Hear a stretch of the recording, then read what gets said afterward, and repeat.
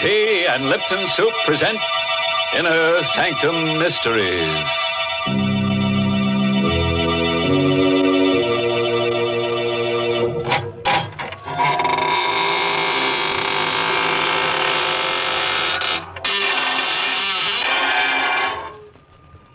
Good evening, friends of the Inner Sanctum. Welcome. Come right in. There's room enough for everybody. As a matter of fact, the more bodies, the better. Don't be surprised by the gloom. It's our new paint job. In black, so the bloodstains won't show. Why, Mr. Host, that's an awful thing to say. Giving all these nice people the wrong impression about our program. Oh, on the contrary, Mary. You know very well that our proceedings here are rather terrifying and our little family a bit on the gruesome. Of course, it used to be different in the old days of Inner Sanctum, but since then we grew some. We have indeed, Mr. Host. But now, while you're busy making last-minute arrangements, I'm going to enjoy a chat with our Lipton listeners. When you tip up the teapot and pour yourself out a cup of Lipton tea, what a lively, inviting fragrance curls up from the cup to greet you. And above all, what sheer delight there is in Lipton's delicious taste. You say to yourself, there must be a reason why Lipton tea is so much more enjoyable than any tea I've ever tasted. And friends, there is. It's Lipton's brisk flavor. Briskness in a tea is what folks like. And brisk is the very word the tea experts themselves use to describe Lipton's hearty, more flavorful goodness. So no wonder tea drinkers love Lipton so much. Unlike ordinary, dull-tasting teas, Lipton's has a world of fresh, lively, full-bodied flavor. And because it's brisk-tasting, more people buy and enjoy Lipton's than any other brand of tea in the world. Chances are you'll prefer it, too. Try this tangy, more flavorful tea soon. It's Lipton tea. Brisk-flavored Lipton tea. And now, friends, draw up your chairs. Dim the lights and listen to a story designed to freeze the spine and set the teeth on edge. It was written by Michael Sklar and Richard Manoff, and it's called The Confession. And our star is Santos Ortega, who plays the role of Alex. The last thing I remembered was the gunshot, the thud of the bullet, and the burning pain in my stomach. And everything got black. When I regained consciousness, my impression was of blinding whiteness. There, don't try to move, Mr. Sturgis. Where am I? This is the emergency ward of the General Hospital. I felt no pain. Just an overall numbness and a desire to sleep. Am I going to die? Yes. How much time have I got? A couple of hours. Doctor, I want to make confession. I want to confess to murder. I told the doctor about the money and I know she was much younger than I. And she thought because I owned a little drugstore, I must be prosperous. And I suppose that's why she married me in spite of the difference in our ages. But there wasn't any money for fun or nice clothes. So she became restless. But I loved her. And I did my best. Until the other night in the drugstore. It's 12 o'clock, thank heaven. Time to close up, Alex. 5 more minutes, dear. Another customer might come along. Just like an old man chasing pennies, never getting anything out of life. Be reasonable, dear. I'm trying to make a living for us. Is this your idea of a living? Is this what you promised me before we were married? I know it's not what you deserve, Lenore, but someday... Oh, you make me sick. I must have been crazy when I married you. Lenore. I'm going to say something I've had on my mind for a long time, Alex. Rather than go on this way, I'd prefer to be dead. Look at you. I don't have to put up with you. I'm still young, Alex. So there it was. Out in the open. An old man with money would have been acceptable. But because I had no money, she she was going to leave me. I wanted to plead with her. I would have gotten down on my knees. But before I could say anything, the street door opened, and a man stumbled into the store. Oh, Alex, look. Help me. Quick.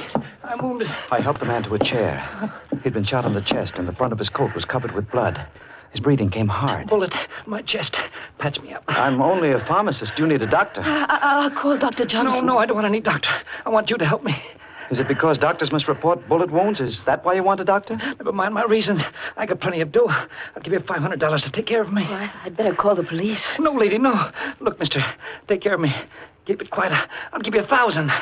$1,000? Let me see the money. Here's a $1,000 bill, but I got plenty more. Oh, no.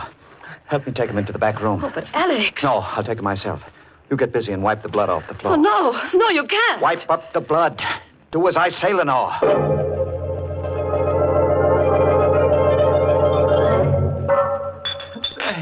What's taking you so long? I'm looking for a certain medicine among these bottles. Give me something to stop the bleeding. Hurry. I'll be ready for you soon. Oh, Lenore, did you get the floor clean? Yes, it's clean. How is he? He's in bad shape. Weak from loss of blood. Alex, you haven't done anything for him yet. Be quiet. But you've been in here 5 minutes, and he's just like he was before. Alex, you're stalling him. Oh, the hell. Alex, Let him lay there. but he's dying. I know. Alex, call the police. No. Are you going to let him die? Yes. That's as bad as murder. I didn't shoot him. It's not my fault if he dies.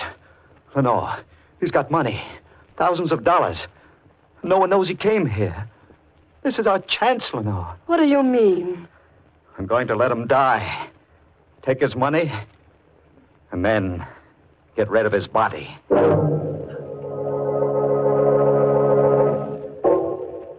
He lay still. I stooped and went through his jacket. There was a wallet containing a few $1 bills and a driver's license, which I handed to Lenore.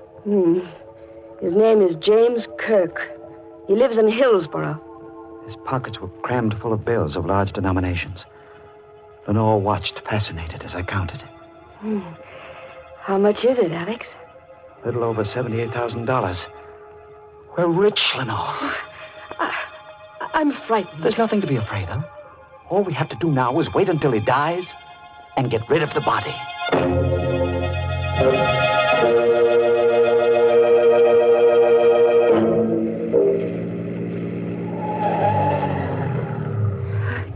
Do you need me to help you? No, I can manage alone. This body's heavy. Yeah. It's through the door. Oh, Alex, he's still alive. Yes. Well, what are you going to do now? It'd be dangerous to wait here until he dies. Anyway, what difference does it make? He'll be dead when he goes into the water. No, that's murder. Call it what you like. We've gone too far now to stop. You wait in the car. I'm going to carry him to the edge of the pier and drop him over the side.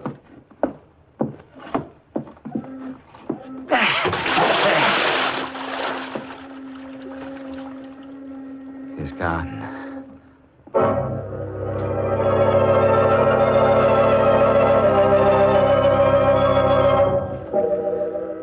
I watched Kirk's body sink into the water. I knew the current in the bay would carry it out to sea. One doesn't picture a middle-aged druggist committing a perfect crime. But I felt sure that I had done it. For I had Kirk's money, and it seemed that no one could connect his death to me. I rejoined Lenore in the car, started for home. After I'd driven for a few minutes, I noticed she was strangely quiet. What's the matter, dear? Nothing at all. Something's troubling you. What is it? Nothing. You act as though you're afraid of me. No. You are afraid of me. Lenore, why? I never saw you act this way before. Something's happened to you. You're different. Oh, nonsense. Don't you feel it, Alex? You're a murderer. No. You wouldn't even wait until he was dead. Listen to me, Lenore. Whatever I did for your sake. I wanted the money for you, so you could be happy. Oh, how can I be happy with this thing hanging over us?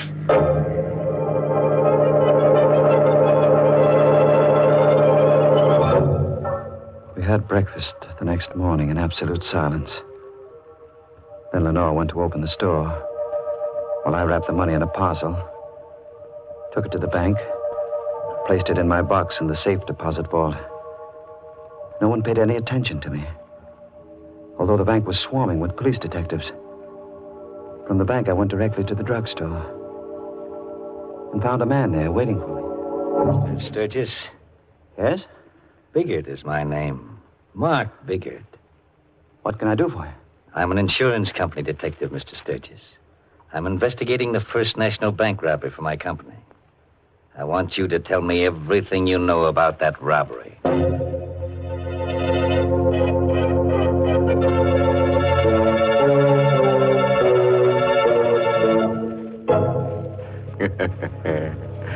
Don't say I didn't warn you about Alex Sturgis at the beginning of our story.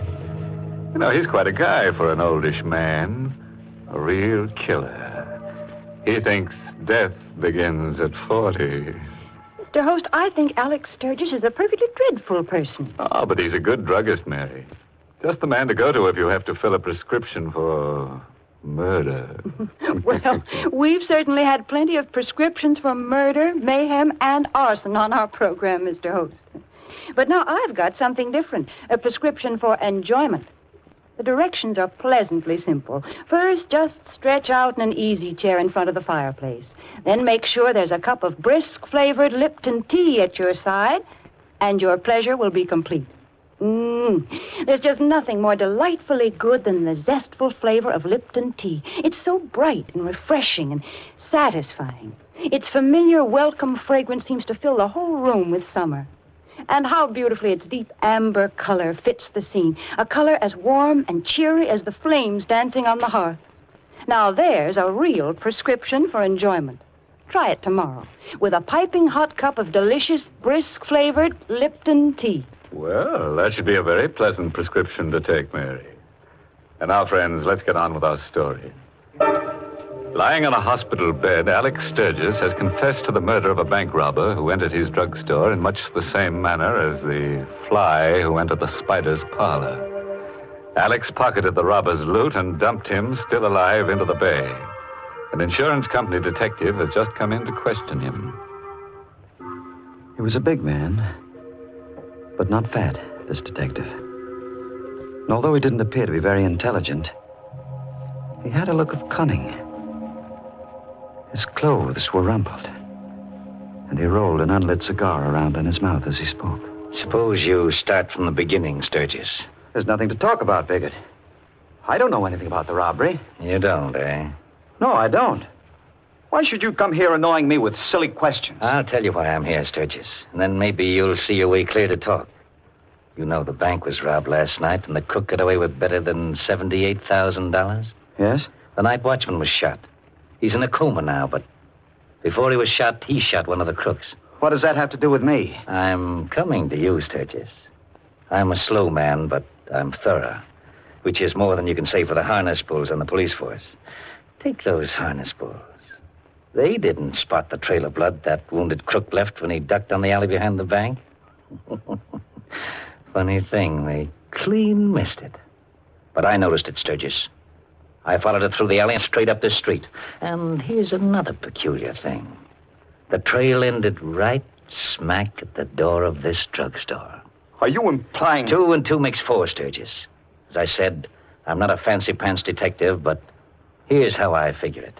This yegg was wounded, so he came in here and asked you to fix him up, which you did. In exchange, he gave you a nice big piece of the tape to keep your mouth shut. Am I right, Sturgis?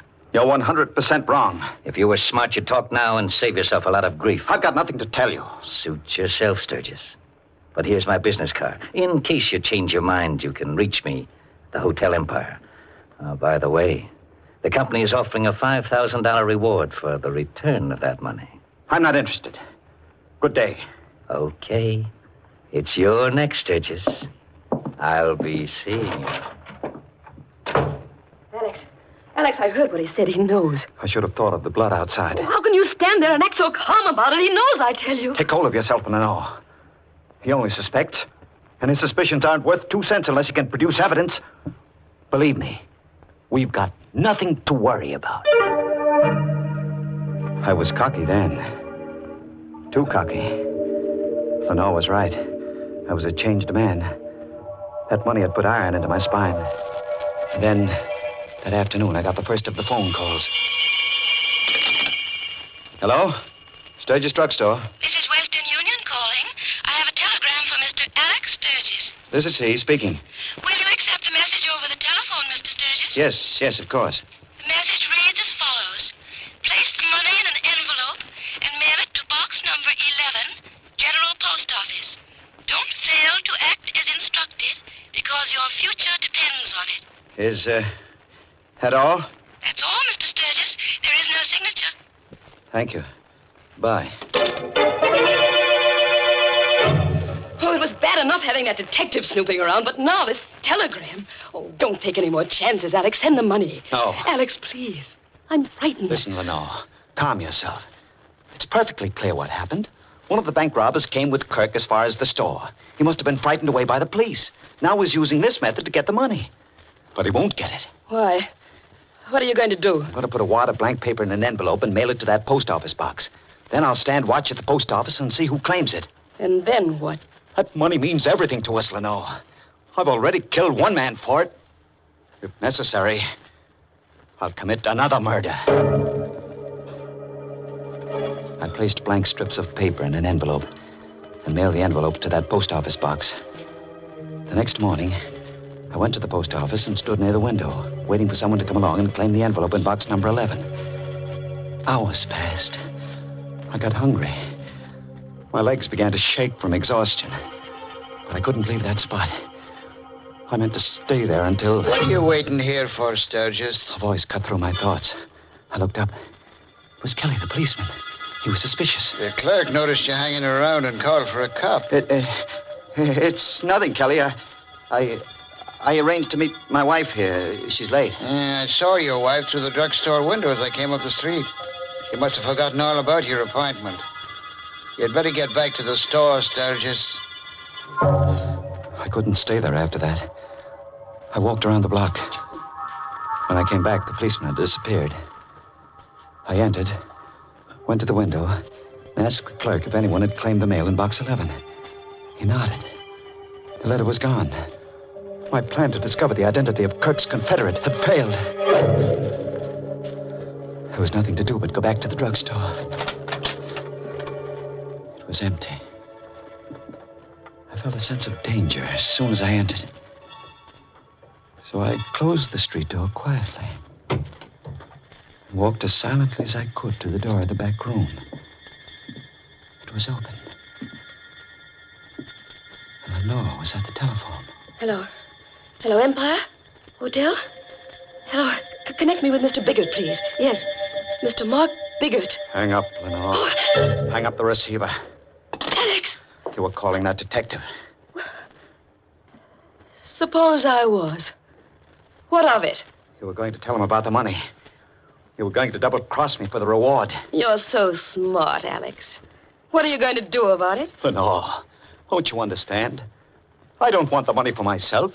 I took it for you, to give you the things that will make you happy. Big-hearted, unselfish Alex. What are you laughing at? I'll tell you why you took that money, Alex. You thought you could buy me with it. Well, you're wrong. I wouldn't stay with you if you had all the money in the world. Lenore, would you leave me after all that's happened? I'm packing up right now. No. You can't stop me. I love you, Lenore. I did my best to hold you. If I can't have you, no one else will have you. What do you mean? Alex, stay away from me. I'm going to kill you, Lenore. Alex, no. Don't. I'm going to kill you, my darling. Let go of my throat. Alex, please. Let go.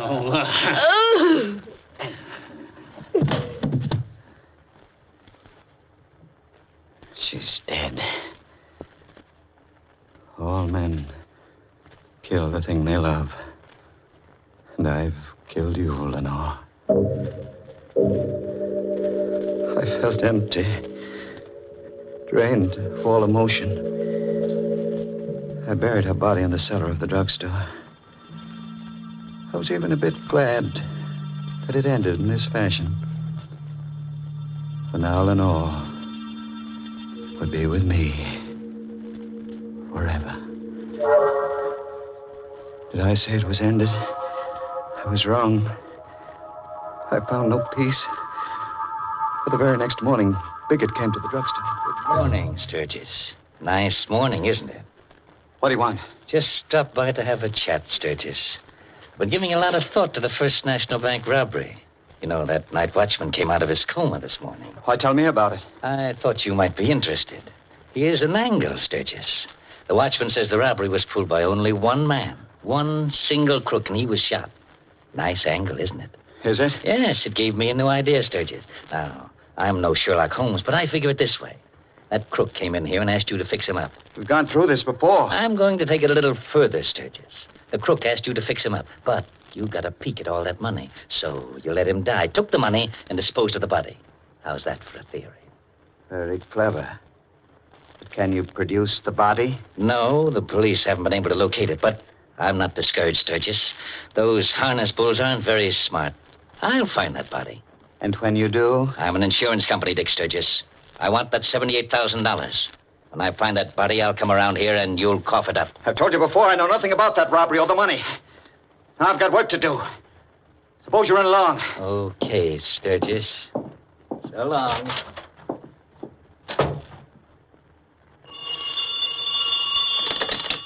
Hello. Sturgis Drugstore. Western Union calling. I have a telegram from Mr. Alex Sturgis. This is he speaking. Read it to me, please. The message reads as follows. Received your letter. Contents not what requested. Suggest you obey instructions. Same box number and post office. This is final. Is there a signature? No, sir. There's no signature, Mr. Sturgis. I hung up. My head was reeling. But out of the confusion in my mind, one thought emerged. The night watchman had said Kirk had no Confederates in the bank robbery. Therefore, the person sending me the telegram must be Kirk. The salt water of the bay must have revived him. Kirk was still alive. I found Kirk's wallet on a shelf where Lenore had placed it the night all this began. From the driver's license, I copied his home address. I waited till after midnight and drove to Hillsboro, where I found Kirk's apartment in an old tenement building. The door was unlocked. I drew out my gun and entered. I meant to kill Kirk. I had to kill him. The living room was empty. No one was in the bedroom. I turned, walked back to the living room. Drop that gun, Sturgis. Big, drop the gun, quick. I'm not taking any chances with you. How did you know? How did I know you were going to come here, Sturgis? Sit down in that chair by the table and I'll tell you. You sent the telegram. Yes, I sent them. You got me to think that Kirk was still alive. That's right. And you followed me here. You trailed me. It's all clear now, isn't it, Sturgis? You take 2 and 2 and add it up and it comes out 4. Now, where's the money? The money? We're going to cut out the cute stuff, Sturgis. I want that money. Now, where is it?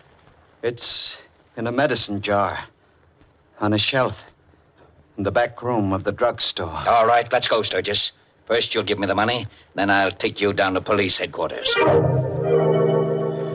We drove to the drugstore. I led him into the back room.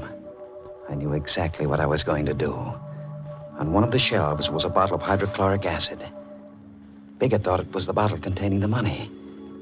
I reached up, uncorked the bottle, and flung the burning liquid into his... Ah! I'm blind. I'll kill you for this, Sturgis. If I could only see you. Where are you, Sturgis?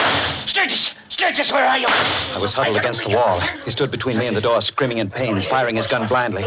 The first 3 shots missed, but the 4th bullet struck me in the stomach.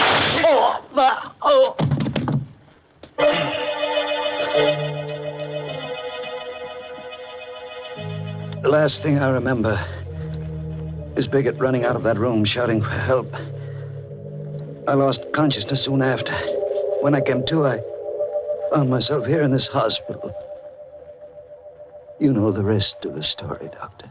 That's your confession, eh? That's my confession. Did you get all that down on paper, Mr. Biggert? Got every word of it, Doctor.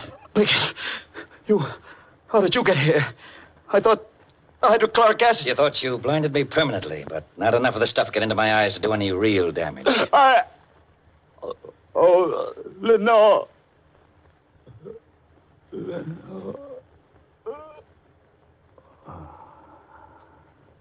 He's dead, Biggert. I've seen a lot of funny cases in my time, Doc, but this beats them all. He's a man who commits murder to get a lot of stolen money for his wife. Then he kills his wife, and finally gets killed himself. And the money? The money is safe and sound in the bank safe deposit vault.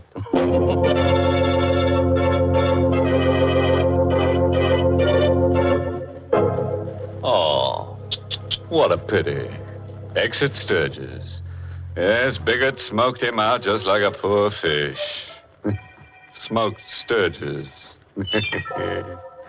Think of it, a respectable pharmacist ending up that way, and all because of his wife. Now, there you go again, Mr. Host. Always blaming it on a woman. Oh, come, Mary. You know very well that was Lenore's fault.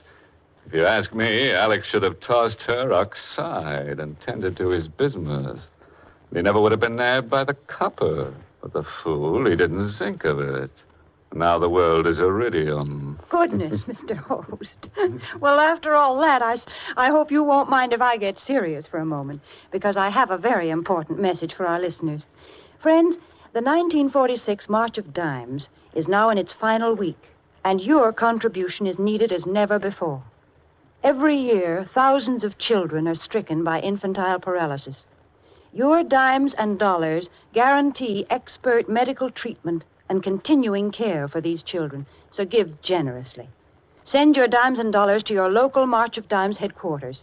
Join the March of Dimes. And now, friends, a word of advice to all prospective murderers. Never fall in love with your victim because, as Oscar Wilde found out, it's so embarrassing to kill the thing you love.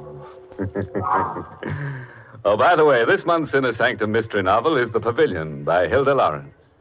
Next week, the makers of Lipton Tea and Lipton Soup will bring you another Inner Sanctum mystery directed by Hyman Brown and called The Blood of Cain. It's a grim little story of a New Orleans family with a fine old tradition of murder. Yes, this family tree casts a shadow of death. So, if you're able, tune in next Tuesday and we'll all raise Cain. Until then, good night. Pleasant dreams.